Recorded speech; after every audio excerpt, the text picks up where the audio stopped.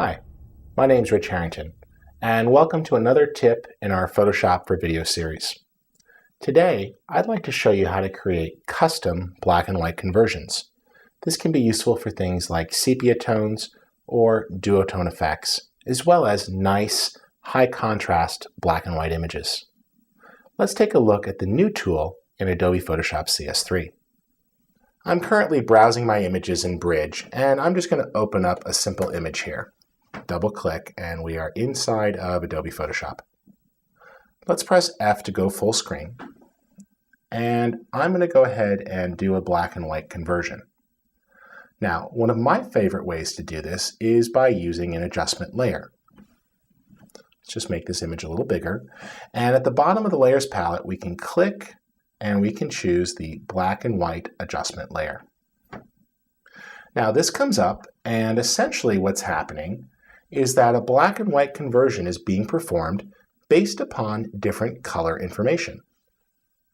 Now, you can choose which parts of the original photo to emphasize. So notice, for example, as I adjust the reds, what happens in the rocks area, where there was originally quite a bit of red.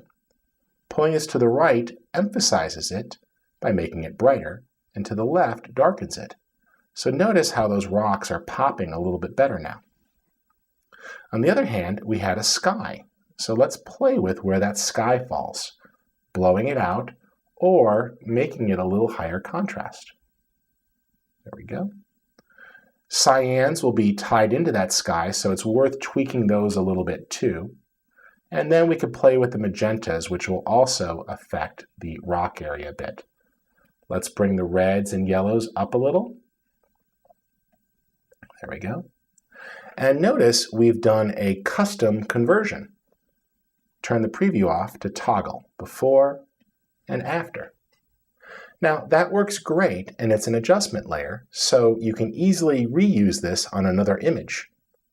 If you want to open up another photo, let's go back to File, Browse, and we'll choose Bridge. I can open up another image, and if we get out of full screen mode for a second, it's as simple as selecting one image, grabbing the adjustment layer, and dragging it onto another image. There we go. And you'll see that that black and white adjustment is applied. So that's a great way to get consistency. Now, some of you are saying, didn't you say this was a tip about video?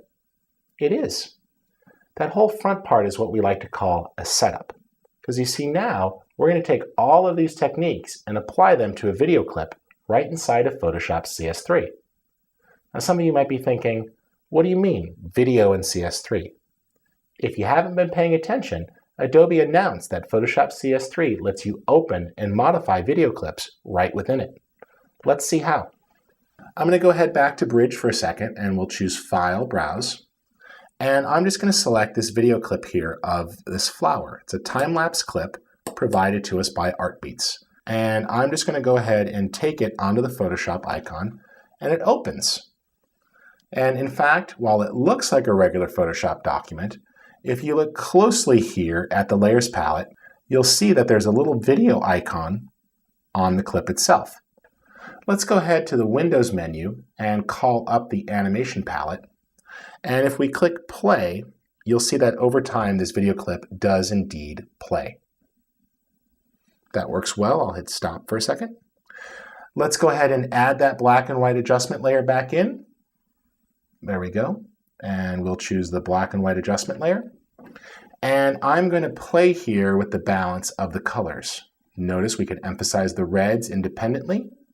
I'm going to move the greens around to get those looking nicer for the stem. I like that. Just move these sliders till we get the results that we want. Now, depending upon your image, some sliders won't matter as much, but this image had a lot of reds and oranges and greens in it, so that looks pretty good. One of the things I really like, though, is the ability to click Tint, and now you could do your own custom duotone. So you could find a nice sepia tone effect there and play with the saturation. When satisfied, just click OK.